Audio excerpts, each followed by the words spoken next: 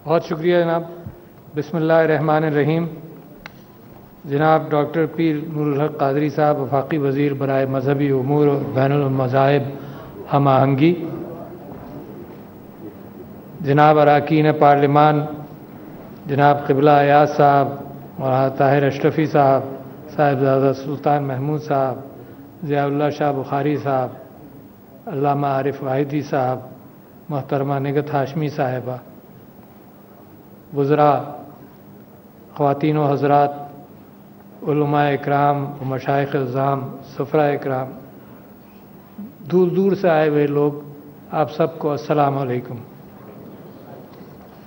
आज मैं मुबारकबाद पेश करता हूँ आप सबको, पूरी कौम को, उम्मत मुस्लिमा को, कि 12 रबीउल अव्वल के हवाले से हम हुज़ूर अकरम सल्लल्लाहु अलैहि वसल्लम के बारगाह के अंदर उनकी याद को ताज़ा कर रहे हैं, जो हमें 365 दिन और हर लम्हे भी याद रखनी चाहिए।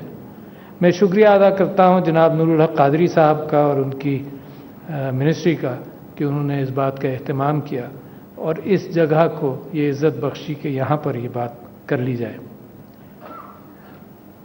कुरान क्या है?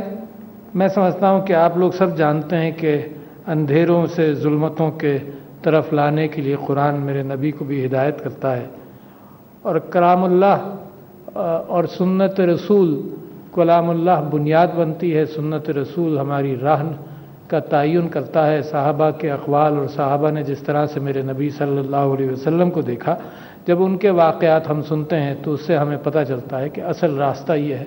और दुनिया की परेशानियाँ और दुनिया के लम्हात इतने हैं, हर मोड़ पर हमें रहनुमाई की ज़रूरत है। अभी थोड़ी देर पहले नूरुल हक कादरी साहब एक बात कह रहे थे, तो मुझे एक आपसे इजाज़त के साथ एक लतीफ़ा आपसे अर्ज़ करूं। मुझे भी ये परेशानी रही कि लोग मस्जिद में ऐन वक्त पर जुमे के दिन भी, मुझ जैसा आदमी भी ज़िंदगी के काफ़ी अरसे ये करता रहा कि जैसे ही नमाज खड़े होने का वक्त आया, खुतबा छोड़ छाड़ कर बस उस वक्त में आखिरी सफ़ में जाकर खड़ा हो जाता था। तो एक लतीफ़ा मैंने सुना था, मैं सोचा कि आपको बता दूं, वो बिल्कुल अक्कासी करता है कि एक मिनी बस का ड्राइवर और एक मौलवी साहब जब हाज़िर हुए अल्लाह की बारगाह में, तो फ़रिश्ते ने ये इत्तला नीचे आकर दी कि मौलवी साहब, आपके लिए नीचे का दर्जा जन्नत का तयन हुआ है, और जो मिनी बस का ड्राइवर है उसको सबसे ऊपर का दर्जा उसका तयन हुआ। तो मौलवी साहब बहुत परेशान हुए। उन्होंने फ़रिश्ते से कहा कि भाई मुझे ये पूछकर बता दो कि क्या है, मैंने तो सारी ज़िंदगी इसमें लगा दी, लोगों को सही रास्ते पर लाने की कोशिश करता रहा। तो जवाब ये आया कि तुम इतनी लंबी तकरीरें करते थे और इतनी सख्त तकरीरें करते थे कि लोग तुम्हारे मेरे अल्लाह के घर से दूर रहते थे, और ये मिनी बस में जो लोग बैठते थे वो मिनी बस ऐसे चलाता था कि हर वक्त लोग अल्लाह अल्लाह करते थे। तो आप खुद सोच लो कि किसका मुकाम ऊंचा होगा। तो मैं ये इस हवाले से कह रहा था कि हमने अपने प्रेसिडेंसी की मस्जिद के अंदर भी 15 मिनट का वाज रखा है, और अच्छे मुकर्रीन जिसके अंदर नूरुल हक कादरी साहब, क़िबला अयाज साहब तशरीफ़ ला चुके हैं, तो वो आएँ तो लोगों का दिल लगे। ज़्यादा लंबा वाज ना हो, 15 मिनट का हो, मगर उसमें लोगों का दिल लगे। हज़रत आयशा रज़ी अल्लाह अन्हा फरमाती हैं कि कुरान को समझने के लिए उस्वे हसना, मेरे नबी ने जैसे ज़िंदगी गुजारी उसको देखते रहो, समझते रहो, और हर लम्हा उसका कीमती है। और आज का मौजू तो बड़ा अहम है, और इस मौजू के हवाले से मैं आपसे गुजारिश करूं, और मेरे दिल को बहुत अजीज़ है कि मस्जिदें, खानकाहें, मदारिस, इमाम बारगाहें, यहीं से वो रेवोल्यूशन शुरू हुआ। और बड़ी अच्छी बात यहाँ कही गई कि वो मस्जिद नबवी से शुरू हुआ, बाकी ये उसके मुख्तलिफ नाम हैं उस जगह के जहाँ पर दुनिया के अंदर लोग बैठकर वही हुजूर की सुन्नत की पैरवी करते हैं। वो क्या था? वो जनाब अदालत भी थी, वो दरसगाह भी थी, वो इबादत करने की जगह भी थी, वो सेहत के मामलात देखने के हवाले से मौका भी था, سارے کام اسی میں، اور بہت بڑا انقلاب چلا وہاں سے جو دنیا کو جس نے تبدیل کر دیا۔ تو میرا تو پکا ایمان ہے کہ اگر دنیا اسلام کے اندر یا پاکستان کے اندر تبدیلی آئے گی تو اس کا بنیادی ستون وہ مسجد ہے جو میرے نبی صلی اللہ علیہ وسلم نے بنائی تھی۔ بالکل کوئی اس میں مجھ کو شبہ نہیں ہے۔ تو لہٰذا میں نے کیا کیا، جیسے ہی میں آیا تو میں نے کہا کہ اسلامک آئیڈیالوجی کونسل سے اور منسٹری آف ریلیجیس افیئر سے یہ بات کی جائے۔ تو مجھے جس طرح کی پریسیڈنسی یہ رہی ہے تو مجھے یہ کہا گیا کہ جناب یہ خط اگر آپ لکھیں گے تو وزیر اعظم سے بھی اجازت لیں گے، منسٹری آف لاء سے اس کو منظور کرائیں گے اور پھر یہ آپ اس میں خط لکھیں گے۔ تو میں کہا ٹھیک ہے۔ تو وزیر اعظم کو جیسے ہی میرا خط پہنچا اس کا پورا ڈرافٹ میں نے بنا کر بھیجا، اور یہ بات ہے جنوری 2019 کی، ستمبر کے اندر مجھے یہاں کی ذمہ داری دی گئی، اور اس کے اندر میں نے 4 چیزیں لکھیں اس خط کے اندر۔ پھر اسلامک آئیڈیالوجی کونسل، نظریاتی کونسل کو وہ خط 1 اپریل 2019 کو پہنچ گیا۔ 4 چیزیں لکھیں، اور اللہ کا احسان ہے کہ وہ پرائرٹیز لکھیں جو ملک کے اندر بعد میں آ گئیں، اور میں نے ان سے یہی درخواست کی اسلامک آئیڈیالوجی کونسل سے کہ مسجد کا جو مقام ہے قوم کا اخلاق بنانے میں، قوم کی تربیت کرنے کے حوالے سے، اس رول پر اب کم نظر آتی ہے۔ آپ کوشش کرتے ہیں مگر اس کی عکاسی معاشرے میں کم ہوتی ہے۔ لوگ نماز پڑھنے ضرور جاتے ہیں مگر آپ سے ہدایت لینے نہیں جاتے، آپ سے یہ سننے نہیں جاتے کہ میرے نبی کیا کرتے تھے، آپ سے یہ سننے نہیں جاتے کہ صحابہ کیا کرتے تھے۔ تو لہٰذا میں نے 4 چیزوں کی تو فوراً درخواست کی۔ کووڈ نہیں آیا تھا، یہ اپریل 2019 کی بات ہے جب خط ان کو مل گیا۔ میں نے ایک درخواست یہ کی کہ طہارت نصف ایمان ہے، طہارت کا پرچار کریں۔ طہارت کے اندر اس بات کا میں نے ذکر کیا کہ میرے نبی صلی اللہ علیہ وسلم جس طرح سے وضو کرتے تھے، تو ہاتھ سے آپ لوگ واقف ہیں یا نہیں ہیں کہ کمیونیکیبل ڈیزیزز جو کہلاتی ہیں شعبہ صحت کے اندر، وہ ہیں جو ایک سے دوسرے کو لگتی ہیں، اور ہاتھ سے پاکستان کے اندر کولرا اور ڈیسنٹری اور بہت ساری بیماریاں چلتی ہیں۔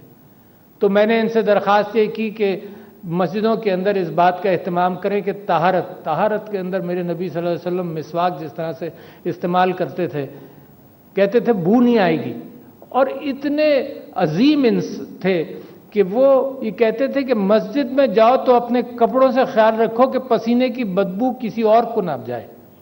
اتنا صاف رہنے والا میرا نبی، اس عرب کے اندر ہاتھ دھونا، دن میں 5 مرتبہ ہاتھ دھونا، اس کے پیچھے کیا تھا؟ اب کووڈ آیا، کووڈ نے یہی کہا کہ ہاتھ دھو، اہتمام کرو طہارت کا۔ پھر میں نے ان سے درخواست کی کہ پانی کے اعتبار سے میرے نبی صلی اللہ علیہ وسلم کی احادیث ہیں کہ احتیاط، دریا کے پاس بھی وضو کرو تو احتیاط کرو۔ تو کوئی صحابی وضو کر رہے تھے اور پانی زیادہ استعمال کیا، تو حضور اکرم صلی اللہ علیہ وسلم نے تنبیہ کی۔ انہوں نے کہا اس میں بھی، انہوں نے کہا جی اس میں بھی۔ تو دیکھو پانی کے اعتبار سے میں نے ان سے درخواست کی کہ پانی پاکستان کا بہت بڑا مسئلہ ہے، اور میرے نبی سے اگر بات کو جوڑو گے اس کا بھی حل ملے گا۔ پھر پیڑوں کے لگانے کے لیے، ہریالی کے لیے، صفائی کے لیے تیسری درخواست ان سے یہ کی۔ چوتھی درخواست ان سے کی کہ عورتوں کی وراثت پاکستان میں نہیں ملتی، مسجد اہتمام کرے اس بات کا کہ جو سورہ نساء کے اندر واضح ہدایت دی گئی 1400 سال پہلے، وہ لیڈرشپ کہاں سے ملے گی؟ مسجد سے نکلنی چاہیے وہ لیڈرشپ، قانون سے نہیں نکلے گی۔ مسجد سے وہ قانون نکلے گا، قانون سے وہ پولیس نکلے گی جو اس کو امپلیمنٹ کرے گی، مگر چلے گا سارا کام مسجد سے۔ تو یہ جب کہا، اور پھر آپ دیکھیے کہ جب کووڈ آیا تو میں نے جب اس بات کا بڑا پرچار ہو رہا تھا کہ چائنا میں ہمارے طالب علم ہیں اور ان کو واپس آنا چاہیے، واپس لایا جائے، اور بڑا شور تھا۔ جنوری کی بات ہے، چائنا کے اندر کووڈ کا پتہ چلا دسمبر میں، تو جنوری کی بات ہے۔ تو میں نے ایک حدیث ٹویٹ کی تو لوگوں نے کہا تم ہر چیز کو مذہب بیچ میں لے آتے ہو۔ اس حدیث میں حضور اکرم صلی اللہ علیہ وسلم کا کہنا ہے کہ جہاں پہ مرض ہو، جہاں پہ طاعون ہو، وہاں کے لوگ وہیں رہیں، اور جو صحت مند جگہ کے لوگ ہیں وہ وہاں نہ جائیں۔ اس کے بعد یہ جنوری میں کہا میں نے، پھر جو سیف ڈسٹینسنگ کی، دیکھو تین چار ہدایت گئی نا، کہ ایک تو ہاتھ دھو، ایک تھا سوشل ڈسٹینسنگ رکھو.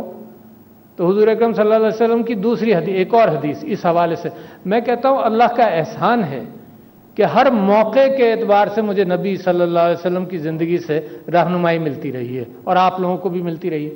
تو دوسرا یہ تھا کہ بیمار اور صحت مند لوگوں کو قریب نہیں کھڑا کرو. تو ہمارے ہاں سوشل ڈسٹینسنگ بھی کووڈ کی وجہ سے ہم نے اس کا پرچار کیا، بالکل عین جو میرے نبی کی ہدایات تھیں وہ. پھر تیسری بات میں آپ سے کہوں کہ جو یہ کہا کہ جو بیمار ہے وہ گھر میں رہے تاکہ دوسروں کو نہ لگے. تو کووڈ والوں نے جنہوں نے اہتمام کیا تو انہیں سمارٹ لاک ڈاؤن کا اہتمام کیا کہ جو بیمار ہیں وہ گھر میں رہیں. اور اللہ کا فضل ہے کہ جب آپ لوگوں نے اتحاد کا مظاہرہ کیا، علماء نے اتحاد کا مظاہرہ کیا، جب علماء سے یہ بات نکلی کہ نماز پڑھو، سارے 1400 سال علماء یہ کہتے رہے کہ کندھے سے کندھا ملاؤ. تو ایک بہت بڑا اجتہاد کیا علماء نے. اور میں کہتا ہوں پاکستان میں قیادت اسی طرح سے نکلتی ہے. اجتہاد کیا، انہوں نے کہا نہیں سوشل ڈسٹینسنگ کے ساتھ نماز پڑھو. کبھی آپ تصور کر سکتے ہیں کہ عالم یہ کہے کہ گھر پر رہو، فرض نماز کے لیے نہ ہو؟ علماء نے اتحاد کے ساتھ یہ بات کی، اتفاق کے ساتھ یہ بات کی کہ 60 سال سے عمر کے زیادہ لوگ جو ہیں وہ باہر رہیں، نماز مسجد میں نہ آئیں. تو میں سمجھتا ہوں کہ جب آپ نے اتفاق دکھایا مسجد اور ممبر سے، محراب اور ممبر سے، تو اللہ نے کووڈ کے اندر بڑی برکتیں ڈالی ہیں. یہ موقع نہیں ہے کہ میں وہ سب آپ کو یاد دلاؤں، مگر بڑی اللہ تعالیٰ نے برکت ڈالی. حضور اکرم صلی اللہ علیہ وسلم نے مثال یہ دی کہ جب اتحاد ہو تو مسلمان ایک جسم کی طرح ہیں. اور انہوں نے کر کے دکھایا. تو صحابہ نے پوچھا کس طرح؟ حضور ذرا سی تشریح فرمائیں. تو انہوں نے کہا اس طرح سے، مسلمان ایک جسم کی طرح جب اتحاد کرتے ہیں تو اس طرح سے اکٹھا ہوتے ہیں. تو میں یہ سمجھتا ہوں کہ اور بہت سارے موقعوں پر کہا کہ اختلافات مت پیدا کرو، دوریاں بڑھتی ہیں. تم سے پہلے کی نسلیں اور تم سے پہلے کی امتیں، کتابوں والے لوگ تباہ ہوئے ہیں جب آپس میں اختلاف پیدا کیا ہے. تو میرے لیے اور آپ کے لیے تو حضور اکرم صلی اللہ علیہ وسلم ایک مشعل راہ ہے. نبی اور پیغمبر اللہ تعالیٰ نے ہر طبقے کے لیے، ہر جگہ کے لیے. کبھی میں کل پرسوں جمعے کے دن نور الحق قادری صاحب کو سن رہا تھا جمعے کے خطبے میں، تو وہ فرما رہے تھے کہ ایک ہی زمانے میں کئی نبی آئے، خاص جغرافیائی اعتبار سے کچھ گروہوں کے لیے الگ الگ نبی آئے. تو 1,24,000 نبی آئے. حضور اکرم صلی اللہ علیہ وسلم کی سب سے بڑی بات یہ کہ ان کے اندر وہ گفتگو کرنے کے اعتبار سے، لوگوں کے اندر اثر پیدا کرنے کے اعتبار سے جو کمال تھا اس کا اللہ تعالیٰ نے بھی ذکر کیا کہ تمہارے پاس لوگ اس لیے کہ تم نرم گو ہو. صلاحیت تو اللہ ہی نے ڈالی، اور پھر اللہ نے اسی صلاحیت کی تعریف صرف اس لیے کی کہ ہمیں اور آپ کو احساس ہو کہ ہم ایک دوسرے کے ساتھ نرم گو ہوں. سب سے مزیدار چیز اور سب سے پریشان کن چیز یہی ہے کہ اچھی پرلطف زبان سے کسی کو بلائیں تو وہ مزیدار ہے، اور سب سے پریشان کن یہ ہے کہ زبان کے اندر تلخی پیدا ہو. تو حضور اکرم صلی اللہ علیہ وسلم کے حوالے سے نرم گوئی کی میں نے مثال دی. اور یہ کمیونیکیشن سکلز جو ہیں یہ علماء کے لیے تو بے انتہا ضروری ہیں. میرے لیے یوں ضروری ہیں کہ میں گھر میں بھی اپنے بچوں کے ساتھ ایک کلام کرتا ہوں، بات کرتا ہوں. تو حضرت موسیٰ نے جب اللہ تعالیٰ نے کہ جاؤ فرعون کے گھر اور اس کو پیغام دو، تو حضرت موسیٰ گھبرائے. ان سے ایک فرعون کے ایک اہلکار کا جو ظلم کر رہا تھا اس کا قتل بھی ہوا تھا، تو وہ گھبرائے. تو اللہ تعالیٰ نے سے انہوں نے دعا کی، رب اشرح لی صدری ویسر لی امری واحلل عقدۃ من لسانی یفقہوا قولی. صرف اس لیے کہ ان کی بات میں اثر ہو. اللہ سے دعا کی میرا سینہ کھول دے، مجھے ہمت دے، میرے لیے علم کے لیے میرا سینہ کھول دے، میرے لیے مشکل آسان کر. اللہ سے دعا کی، اور جو میں کہوں اور میری زبان کی لکنت جو ہے وہ آسان کر دے کہ میرے اوپر الفاظ آئیں، میں جب بات کروں تو لوگوں پر اثر ہو. تو اور میرے قول کا لوگوں پر اثر ہو۔ اب یہی چیزیں ہیں جو ہر عالم دین، ہر مولوی یا تو لکھ کر بات کر لے گا، اس میں اثر تلاش کرے گا، یا اپنی زبان سے کہے گا۔ لکھتے کتنے ہیں؟ 1% لکھیں گے، 2% لکھیں گے، 98% ہم لوگ ہیں جو اپنی زبان کو استعمال کرتے ہیں۔ تو اللہ تعالیٰ نے ان کی ہمت بڑھائی، ان کو کرامات دیے۔ عصائے موسیٰ جو سانپ کے حوالے سے قرآن کے اندر قصہ بھی ہے، پھر وہ اللہ نے کہا کہ اس کو بحریہ احمر پر مارو تاکہ راستہ تمہارے کھلے۔ دوسری نشانی یہ دی کہ تم اپنا ہاتھ دایاں ہاتھ جب بغل میں رکھو گے تو وہ روشن ہو کر نکلے گا۔ اس کے ساتھ ساتھ اللہ تعالیٰ نے ان کو کلام کی طاقت پھر بخشی کہ ان کی بات میں اثر ہو۔ تو میرے نبی صلی اللہ علیہ وسلم، میں سمجھتا ہوں کہ دنیا کے اندر سب سے اچھا کلام، سب سے اچھی نرمی کے ساتھ گفتگو کرنے والے، بہت کم واقعات ایسے ہیں کہ انہوں نے غصہ کیا، مگر غصے کے اندر بھی اپنی زبان کو انہوں نے بڑا میٹھا رکھا۔ کسی کو نصیحت کرتے تھے تو باقیوں کو احساس نہیں ہونے دیتے تھے کہ میں کس کو نصیحت کر رہا ہوں، یہ احتیاط رکھی۔ تو اس سے بڑا کمیونیکیٹر، بہت بڑے لیڈر، پہلا جب انہوں نے پیغام دیا، اور یہ واقعات جو ہیں یہ سب آپ کی علم میں ہے، میں تو صرف یاد دہانی کر رہا ہوں۔ مجھ جیسا ان پڑھ آدمی جب اس جگہ پر مجھے بلا لیا جائے تو خود تیاری کرتا ہوں، رات بھر سوچ کر لکھتا رہا کہ کیا کہوں گا آپ سے۔ اس کے باوجود باتیں بھی ختم نہیں ہوں گی، اور جو انداز میری گفتگو کا ہے وہ اللہ تعالیٰ اس کے اندر میں دعا ہی کر سکتا ہوں کہ برکت ڈالے۔ مگر ان چیزوں کا جن چیزوں کے حوالے سے میں نے اپنے نبی سے بے انتہا محبت کی، اور زندگی کا ہر روز، میں سمجھتا ہوں ہر سال مجھے یاد پڑتا ہے کہ میں نے اپنے نبی کے زندگی کے اندر ایسی چیزیں مجھے ملی ہیں جو میری زندگی کے اندر میں اگر پہلے اپناتا تو اور میری زندگی بہتر ہو سکتی تھی۔ جب انہوں نے پہلا پیغام دیا تو صفا کی پہاڑی پر کھڑے ہو کر انہوں نے کہا کہ لوگوں، اگر میں کہوں کہ پیچھے فوج ہے تو تم یقین کرو گے؟ تو یہ ہے لیڈر کی وہ چند چیزیں جو میں بتانا چاہتا ہوں آپ کو، کہ پہلا مقام، پہلا موقع آیا کہ اللہ نے دکھایا کہ لیڈر کیسا ہوگا۔ تو یقین کرو گے؟ تو لوگوں نے کہا ہاں ہم یقین کریں گے۔ کیوں؟ دو چیزیں لوگوں نے بتائیں کہ آپ سچے ہیں اور آپ امین ہیں۔ تو لیڈر کے اندر دو کہانیاں، دو باتیں ہمیشہ کے لیے، قیامت تک کے لیے پکی ہو گئیں کہ آپ لیڈر ہیں اور آپ امین ہیں۔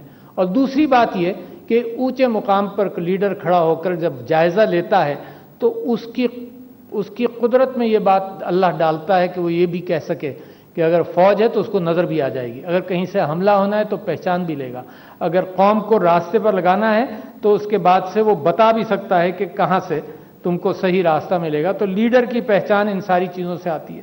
مگر اس کے علاوہ لیڈر ٹیم بناتا ہے، لوگوں کے ساتھ اکٹھا کرتا ہے۔ اکیلا لیڈر کچھ نہیں کر سکتا۔ اگر پرائم منسٹر عمران خان بھی ہے یا آپ سب لوگ یہاں لیڈر ہیں، اپنے مختلف اجتماعات کے، مختلف مدارس کے، مختلف خاندانوں کے، مختلف گروہوں کے، تو وہ اپنی ٹیم بناتا ہے لیڈر۔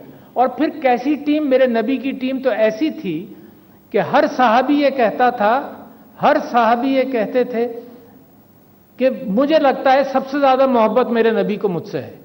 یہ احساس دلا دینا۔ یہاں تو اولاد کہتی ہے، ایک کہتی ہے کہ جی ابا کو تم سے زیادہ محبت ہے، اولاد کو بھی یقین نہیں ہوتا کہ ماں باپ کو یکساں محبت ہے۔ اور یہاں صحابہ یہ کہتے تھے کہ ہر صحابی کو یہ کانفیڈنس ہوتا تھا کہ میرے نبی مجھ سے سب سے زیادہ محبت کرتے ہیں۔ یہ ہے وہ لیڈر جس کا انداز گفتگو نرم ہو، جس کسی کو تکلیف نہ پہنچائے، جو مسلسل تربیت کرتا رہے، جس کو ہر وقت غم ہو۔ بھوک کا غم تو اتنا عام ان کی زندگی میں آپ کو نظر آئے گا، اور صحابہ کی زندگی میں شاید وہاں بھوک کا معاملہ تھا بھی شدت کا، ناانصافی کا معاملہ تھا بھی شدت کا، عورت کا جو مقام تھا، جتنی تذلیل کی ہوئی تھی اس معاشرے نے، وہ بھی معاملہ تھا شدت کا، غلام کرنا لوگوں کو، وہ بھی معاملہ تھا شدت کا۔ اور بتدریج نبی صلی اللہ علیہ وسلم نے رحمت للعالمین ہونے کے حوالے سے سب کو نصیحت کر کر اس سارے معاشرے کو ان سارے مظالم سے نکالا، اور مسلسل تدریس، مسلسل ہدایات، مسلسل اپنی زبان سے ایک محبت پیدا کی لوگوں کو یہ احساس ہوا کہ میرا ہمدرد تو یہی ہے. اور یہ کیفیت کہ نیکی فوراً کرو، آگے کے لیے رکھو مت، یہ کیفیت تو بڑی عام. صبح مال غنیمت آئے اور شام تک بالکل صاف ہو جائے.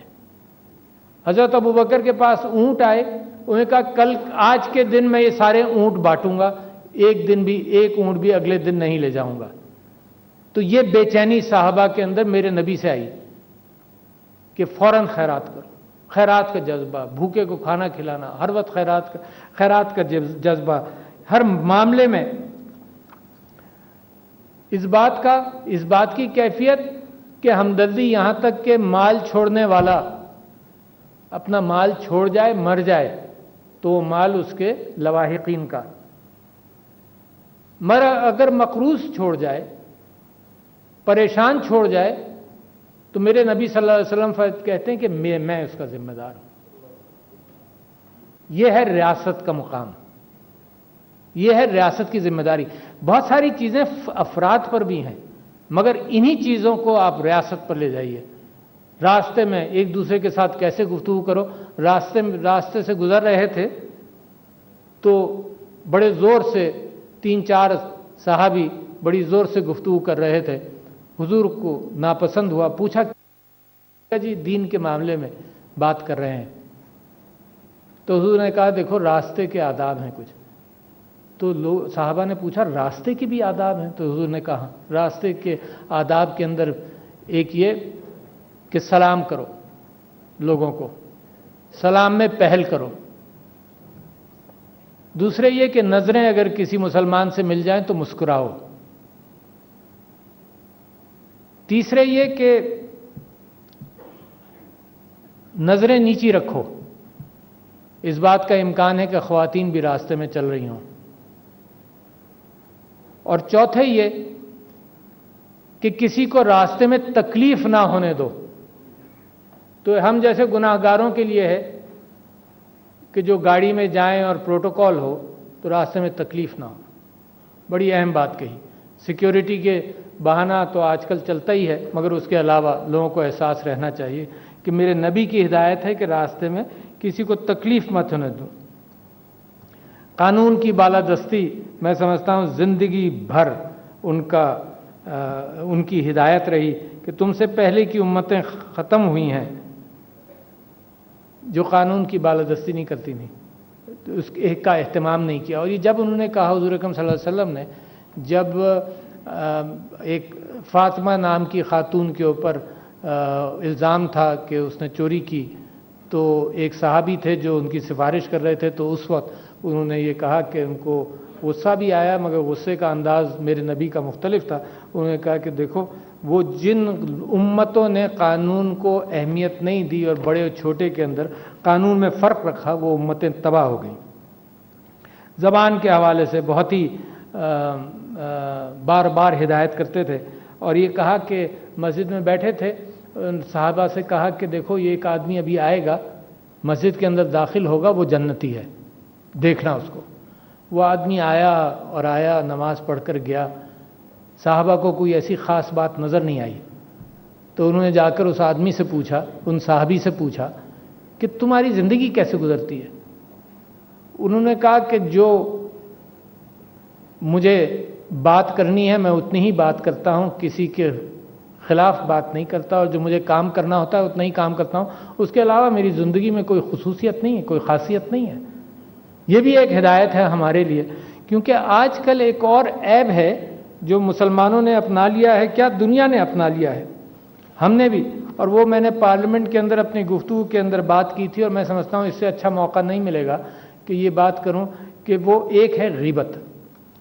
اور میں نے مثال بھی دی تھی، اور میں سمجھتا ہوں کہ وہ مثال دینا پھر بھی دوبارہ بھی اچھا ہے. غیبت کے اوپر حضور اکرم صلی اللہ علیہ وسلم نے اتنی احتیاط بتائی کہ 3 آدمی بھی ہوں. دیکھو یہ سوشل میسیجز کتنے اچھے ہیں، آج کے نہیں ہیں، یہ میرے نبی کے زمانے سے ہیں. اس سے پہلے بھی جو نبی آئے ہوں گے وہ بھی کہتے رہے ہوں گے، لکھا نہیں گیا. انہوں نے کہا 3 آدمی ہوں محفل میں تو 2 آدمی الگ بات نہیں کرنا. تیسرے کو یہ خیال ہوگا کہ پتہ نہیں کیا بات کر رہے ہو. انسان کی فطرت سے واقف تھے حضور اکرم صلی اللہ علیہ وسلم. دوسرے، اللہ تعالیٰ فرماتا ہے کہ بھائی کا گوشت مت کھاؤ، مرے ہوئے بھائی کا گوشت مت کھاؤ. جو معراج کا ایک واقعہ حضور اکرم صلی اللہ علیہ وسلم نے اپنے صحابہ کو بتایا کہ معراج پہلے آسمان پر ایسے لوگ تھے جن کے لمبے لمبے ناخن تھے اور وہ اپنے منہ کو نوچ رہے تھے. تو میں نے حضرت جبرائیل سے پوچھا اور ایک عجیب انداز تھا بات کرنے کا صحابہ کا نبی سے، نبی کا حضرت جبرائیل سے. جب حضرت جبرائیل پوچھتے تھے کہ آپ کو معلوم ہے، کسی بارے میں سوال کرتے تھے تو میرے نبی صلی اللہ علیہ وسلم جواب دیتے تھے کہ اللہ کو معلوم ہے. جب صحابہ میرے نبی سے سوال کرتے تھے، نبی میرے صحابہ سے جب سوال کرتے تھے کیا تم لوگوں کو معلوم ہے، تو کہتے تھے اللہ اور اللہ کے رسول کو معلوم ہے. کبھی کوئی اپنی رائے نہیں دیتا تھا. یہ ہے پولائٹنس گفتگو کی. تو حضور اکرم صلی اللہ علیہ وسلم نے فرشتے سے، حضرت جبرائیل سے پوچھا کہ یہ کون لوگ ہیں؟ تو حضرت جبرائیل نے کہا یہ وہ لوگ ہیں جو غیبت کرتے تھے، یہ منہ اپنا نوچتے ہیں. تو حضور اکرم صلی اللہ علیہ وسلم نے بتایا اور فرشتے نے یہ بات بھی کہی کہ یہ گرم صندوقوں میں یہ جلائے جائیں گے اور ان کو اللہ معاف نہیں کرے گا آسانی سے. اور آج ہم غیبت ہر اعتبار سے کرتے ہیں. ہمیں انسٹرومنٹس مل گئے نا اب تو بہت زیادہ کرنے کے. جیب میں ہاتھ ڈالیں، واٹس ایپ آئی، اس نے اس کی برائی کی، ہم نے وہ برائی ان لوگوں کو پہنچا دی، انہوں نے کسی کی ہم نے ادھر پہنچا دی. یہ لاکھوں اور کروڑوں کی تعداد میں آگ کی طرح پھیلتی ہے اور اس کا کتنا گناہ ملے گا. تو میں سمجھتا ہوں اس عیب سے. اور غیبت ہے کیا؟ میں نے پارلیمنٹ کے اندر بھی یہ بتایا، تو لہٰذا آپ سے بھی میں سما خراشی کر رہا ہوں مگر آپ سے گفتگو کروں. غیبت ہر وہ بات ہے جو آؤٹ آف کانٹیکسٹ بیان کی جائے. ایک تو برائی کی جائے کسی کی جو آپ منہ پر نہ کر سکتے ہوں، وہ تو ایک الگ مثال ہے. دوسری یہ ہے، اور میں نے مثال یہ دی کہ کوئی واقعہ ہوا جس میں کوئی عورت بھی تھی مثال کے طور پر، اور وہ واقعہ میں نے اپنے دوستوں کو سنایا. اور جس انداز سے آدمی اپنے دوستوں کے ساتھ بات کرتا ہے، الفاظ کا چناؤ کیا ہوگا، وہی واقعہ میں نے اپنی والدہ کو سنایا، وہی واقعہ میں نے اپنے ٹی وی پر سنایا. اچھا، ہر ایک کے الفاظ مختلف ہوں گے، ہر ایک کا بیک گراؤنڈ مختلف ہوگا، ہر ایک کے ساتھ رشتہ جو ہے اس کی تاریخ ہے، اس کی بنیاد پر الفاظ ہوں گے. اور غیبت یہ ہے کہ وہ جو میں نے بد احتیاطی کے ساتھ اپنے دوستوں کے ساتھ گفتگو کی وہ میری ماں کو سنا دی جائے. یہ ہے غیبت. اتنی سمپل سی چیز ہے، آؤٹ آف کانٹیکسٹ اپنا مقصد پورا کرنے کے لیے، کسی کے ساتھ دشمنی نکالنے کے لیے. اور اس کی سزا کتنی بڑی ہے. میں نے آپ کو بتایا کہ حضور اکرم صلی اللہ علیہ وسلم فرماتے ہیں کہ جیسے سوکھی ہوئی لکڑی کو آگ پکڑتی ہے نا، اس طرح سے غیبت جو ہے وہ نیکیوں کو کھا جاتی. ہم نیکیاں کرتی ہی کتنے ہیں، کتنی نیکیاں ہم کرتے ہیں کہ اللہ تعالیٰ وہ بیلنس بتاتا ہے کہ جی یہ نیکی کرو گے تو 70 کا حساب ملے گا. اتنی کم ہم نیکیاں کرتے ہیں، اس کے اندر غیبت کا زہر ملا دیں تو پتہ نہیں آخرت کے دن میرے اور آپ کے پاس کیا رہ جائے گا. مجھے تو معلوم نہیں ہے، کیونکہ یہ جو چھوٹی چھوٹی گناہ ہیں جو میں آپ کے سامنے کہہ رہا ہوں کہ نہ کریں، اس کا تھوڑا سا عنصر مجھے بھی ہوگا. مگر میں اب آ جاؤں اپنی اصل بات کے اوپر. ایک تو مسجد اور ممبر اور محراب سے جو بات نکلے گی وہ قوم بنائے گی، اور یہ قوم بن رہی ہے. اس قوم نے سارے صحیح راستے پکڑ لیے ہیں اور اللہ نے دنیا میں بھی اہتمام کر دیا کہ اس قوم کے راستے کھلنے شروع ہو گئے. کووڈ کا آپ نے مقابلہ کیا، انشاءاللہ افغانستان میں امن ہوگا، آپ کو بہت مواقع ملیں گے، آپ کا رخ کا تعین ہو گیا. آج آپ نے 12 ربیع الاول جو بنایا ہے، اس کے اندر میں نے اور آپ نے جو گفتگو کی اور ہم نے جو محبت کا اظہار کیا. کل رات کو یہاں میں سونے جا رہا تھا کہ یہاں سے آواز آئی، نیشنل اسمبلی میں کوئی اہتمام کیا ہوا تھا.